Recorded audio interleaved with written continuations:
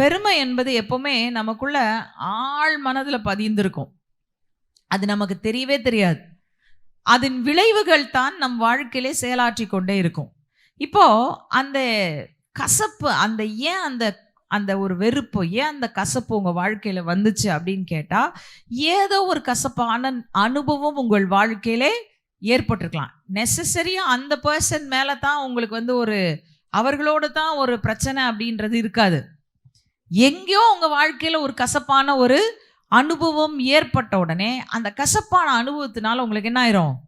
ஒரு வெறுப்பு, ஒரு கசப்பு உள்ள வந்துரும். அது உள்ளுக்குள்ள இருந்துகிட்டே இருந்து என்ன பண்ணோம்னா, பிற்காலத்துல ஒருத்தர் உங்களுக்கு விரோதமா வர்றாங்க, அல்லது உங்க லெவலுக்கு உயர்றாங்க. உங்களோட கூட தான் இருப்பாங்க. அவங்கள பார்த்த உடனே ஒரு ஒரு வெறுப்பு வரும். உள்ளுக்குள்ள ஒரு வெறுப்பு வரும். வெளியில காட்டலனாலும் உள்ளுக்குள்ள நம்ம அந்த வெறுப்பை வைத்துக்கொண்டே அவர்கள குறித்து அவதூறு பேசுறது, அவங்கள குறித்து இங்க முகத்துக்கு முன்னாடி நல்லா பேசுவோம். பின்னாடி போய் என்ன பண்ணுவோம்? தவறா பேசுவோம். இது யார் பண்ணுவாங்க தெரியுமா? பெருமை உள்ளத்திலே பதிந்திருக்கிறவர்கள் தான் இதை செய்வார்கள்.